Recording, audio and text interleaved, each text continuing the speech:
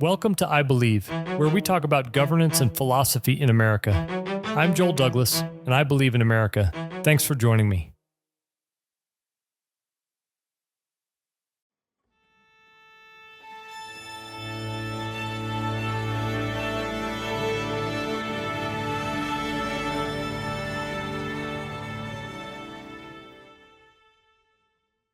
October 17th, 1933, New York Harbor. Albert Einstein stepped off a passenger ship at the port of New York, carrying 2 suitcases and a violin case. He and his wife, Elsa, had fled Nazi Germany. His books were being burned. There was a bounty on his head, $1 million. He had to flee. The Institute for Advanced Study in Princeton, New Jersey, offered him refuge. American universities, including Harvard, Princeton, and Yale, kept Jewish faculty to a minimum under quotas that lingered into the late 1940s. In 1933, Germany barred universities from employing Jewish instructors. But Einstein's unparalleled scientific reputation made him an exception. By 1940, he became a U.S. citizen. A hunted mind found safety and gave its work to the country that offered it. His was the story of America's ability to attract extraordinary talent in times of global crisis, benefiting both the individual and the country. Then, a great war. 12 years later, in September 1945, Wernher von Braun arrived at Fort Strong, Boston Harbor, under very different circumstances. He was a prisoner under military control, not a welcome guest. Von Braun had been a key figure in Germany's rocket program. He surrendered to the U.S. Army in the Alps and denied Nazi allegiance. Through Operation Paperclip, the Army shifted his custody into contract work. In total, we brought over more than 1,600 German scientists in similar fashion. America faced a critical shortage of expertise in rocketry, and the Germans were good at rockets. Operation Paperclip prioritized strategic advantage in a rapidly escalating Cold War. We acquired technical skills to compete with the Soviet Union. Yes, von Braun's past and role in Germany's rocket program were controversial, but his expertise helped lay the foundation for America's space program, including the Apollo missions.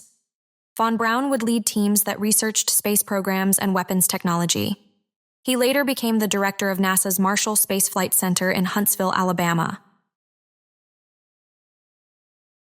Our stories highlight 2 faces of America's approach to global talent. Einstein's arrival was a humanitarian and intellectual triumph. We welcomed a persecuted genius. He enriched our scientific landscape. Operation Paperclip, by contrast, was a shortcut. We imported expertise rather than developing it. We chose to prioritize providing for the national defense over the longer work of creating homegrown American rocket scientists. It would not be the last time we brought in talent rather than built it here at home. November 29th, 1990, the White House. It was the day after Thanksgiving.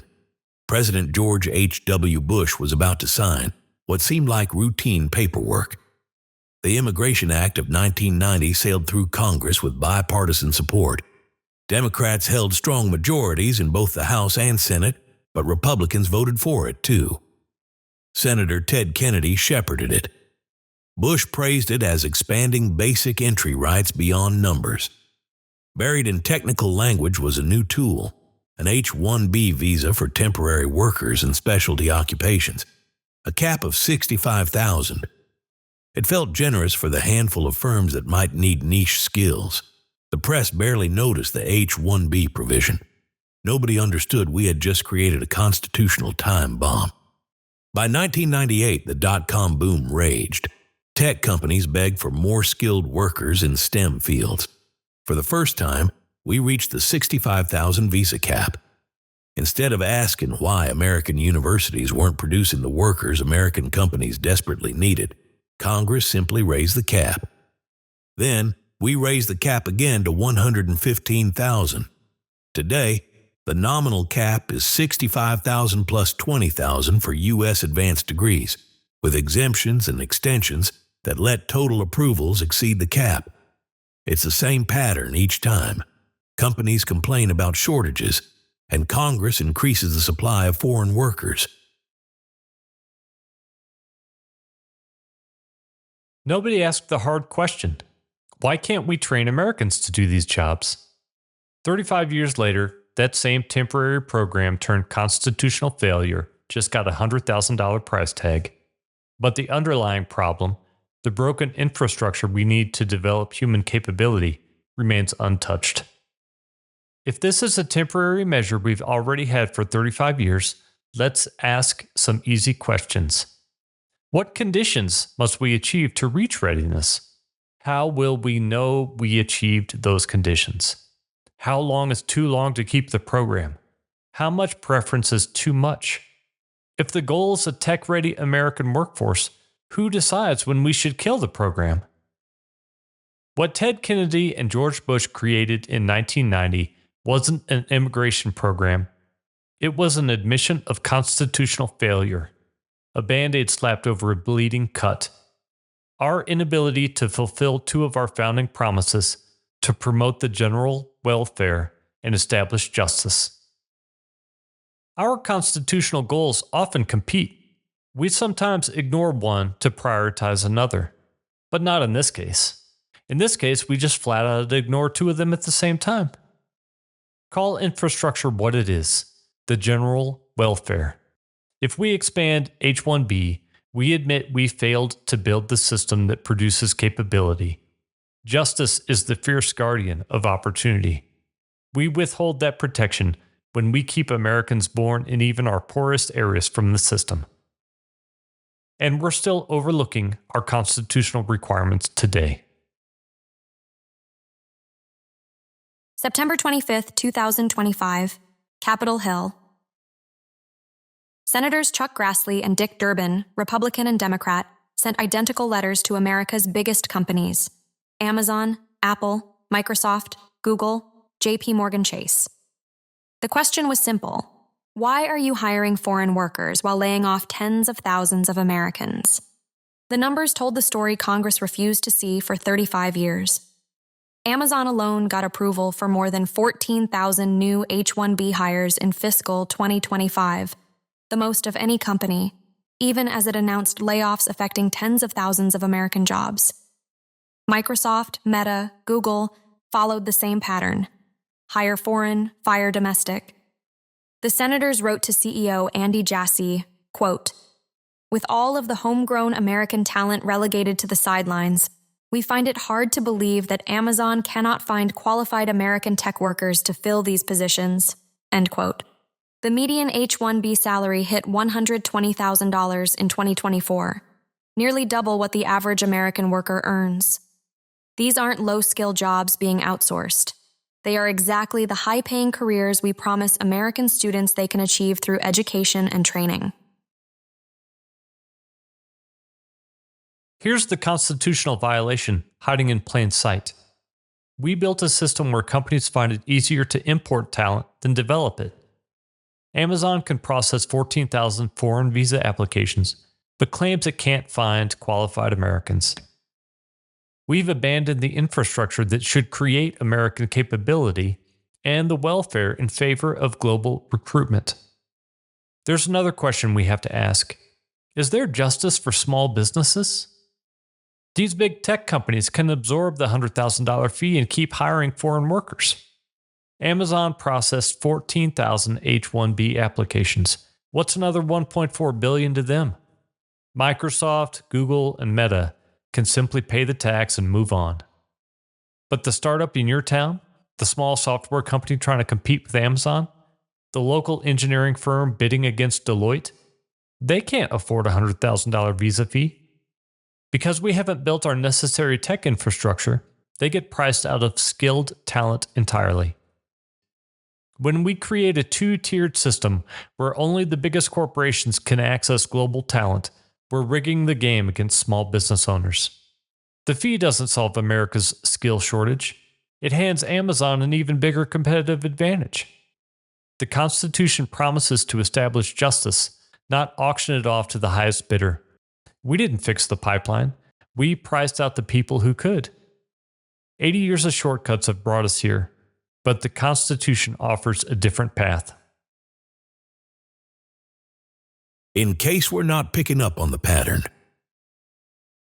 in 1945, we imported German rocket scientists instead of training Americans.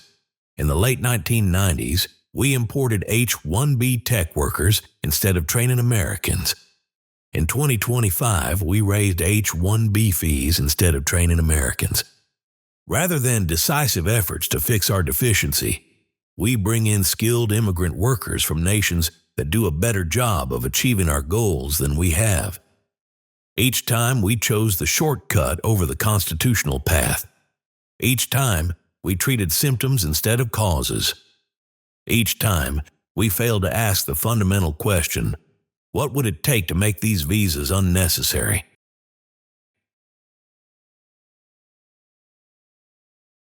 The answer isn't complicated, it's just hard.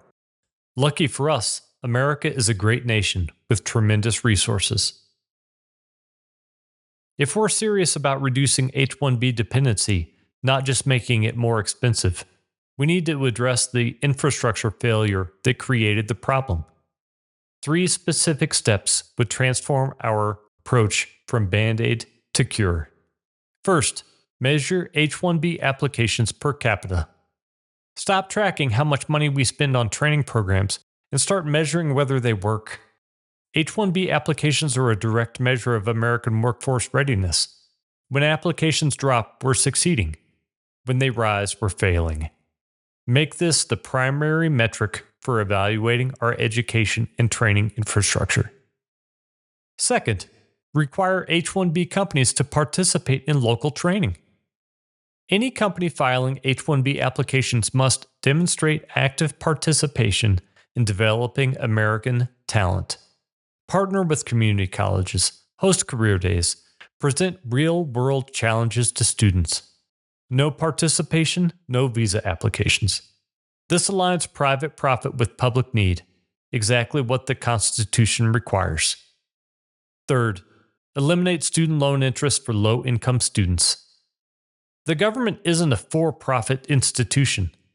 The nation benefits when its citizens improve their capabilities. Charging interest on federal student loans for low-income students creates a barrier to the technical education we need. Genius hides in poverty. Remove that barrier. These aren't radical proposals.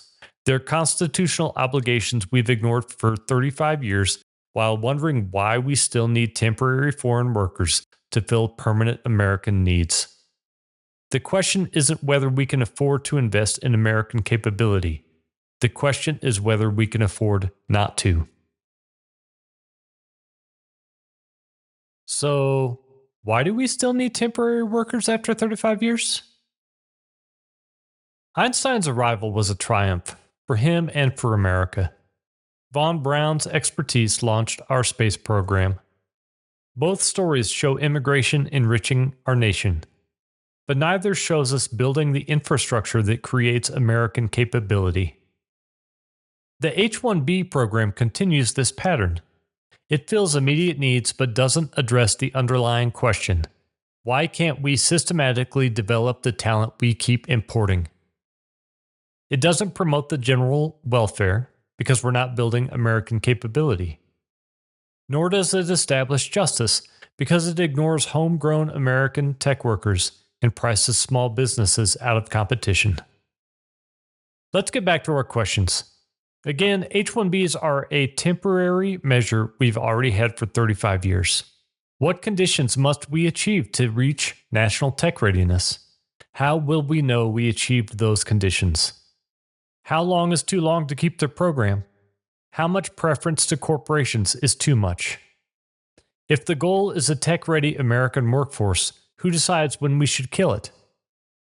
These aren't rhetorical questions. They're real questions. They demand specific answers from policymakers. They're the questions Congress should have been asking since 1998. They expose we've never planned to end H-1B dependency. So, instead of building infrastructure that lets every American kid lead the world in tech innovation, We're still asking the same question we've avoided for 35 years. Why do we still need temporary workers after all these years? The constitutional violation is the infrastructure neglect, not the immigration. Immigration works when America offers opportunity. We should build the infrastructure that offers that same opportunity to Americans too. May God bless the United States of America.